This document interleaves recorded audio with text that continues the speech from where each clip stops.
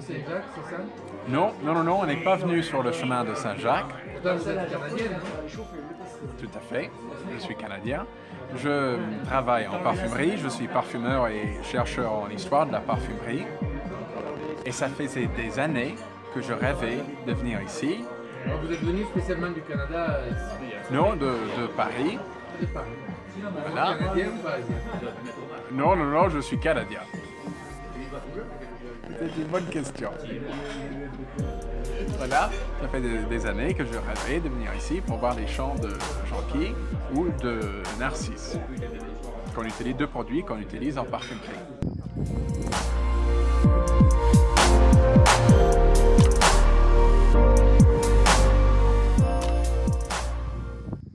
Alors, on vient de passer 2 jours très agréables. On a vu ces champs absolument extraordinaires de jonquilles.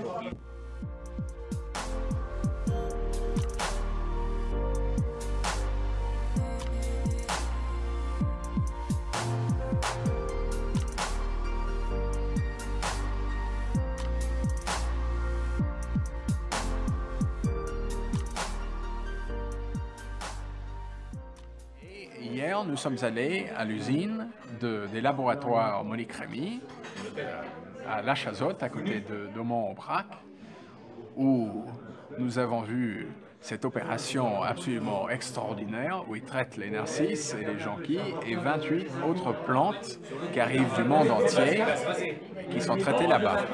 Alors même si j'avais utilisé ces deux produits, l'absolu de jonquille et l'absolu de narcisse, je n'avais jamais vu les fleurs dans les champs. Et ce qui m'a beaucoup étonné, c'était de découvrir que la jonquille n'a pas beaucoup d'odeur. Ça ne sent pas très fort là dans le champ. Ça a une petite odeur un peu verte, un peu poudrée.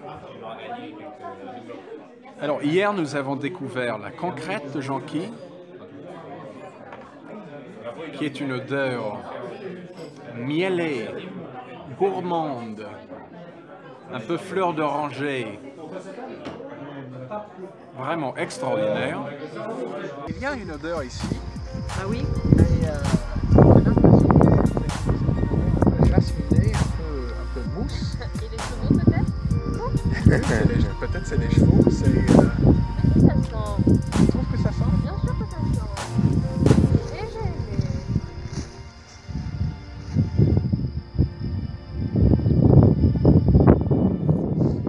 mais. Alors oui, est-ce que la jonquille est une bonne base pour un parfum? Est-ce que tu l'utilises toi par exemple? Je ne l'ai pas beaucoup utilisé parce que c'est affreusement cher et il n'y a que chez Chanel où j'ai pu avoir accès à l'absolu de jonquille et l'absolu de narcisse. Et c'est un produit que j'utiliserai en petite quantité parce que c'est terriblement fort, mais un petit peu de jonquille, ça donne un aspect vert, un peu mielé, un peu foin et très légèrement fleuri. Tu viens du Canada. Oui. Est-ce que tu vois des champs de jonquilles ou de narcisses comme ça? C'est unique. Peut-être qu'il y a des champs de jonquilles ou de narcisses ailleurs dans le monde, mais ceux qu'on utilise en parfumerie, ça vient d'ici, D'accord. de l'Aubrac. Donc, et tu es venu dans l'Aubrac spécialement pour rencontrer les jonquilles. Exactement. Ça fait des années que je rêvais de venir ici voir les champs. Et pour moi, c'est un privilège d'être ici, parmi toutes ces fleurs. Et juste un tout petit peu, dans un parfum, peut transformer l'accord et donner pas mal de caractère, une note verte très spécifique.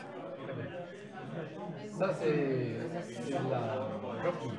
Ça, c'est la jonquille. Or, l'absolu de narcisse, ça se ressemble un petit peu, c'est dans la même famille d'odeurs. Encore une fois, c'est terriblement puissant, mais le narcisse est plus... Ça a un petit côté tubéreuse, un petit côté bourgeon de cassis. C'est animal, ça sent le cheval. C'est très sensuel, c'est très capiteux, c'est merveilleux.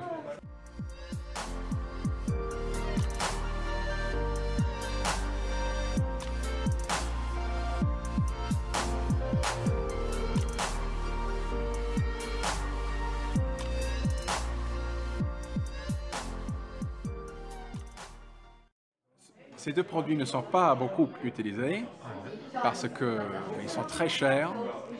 Le parfum le plus connu qui utilise de l'absolu de Jonquille, ça serait Vol de nuit de Guerlain. Il n'y en a pas beaucoup là-dedans, mais c'est très important dans l'accord. Et après Narcisse, il y a le Narcisse noir de Caron, qui est très connu. Il y a Je reviens de Wörth, et un peu d'absolu de Narcisse là-dedans. Après, il y a quelques parfums modernes, d'Hermès par exemple. Ils ont renouvelé cette tradition d'utiliser l'absolu de Narcisse. Mais oui, ça reste des produits assez rares.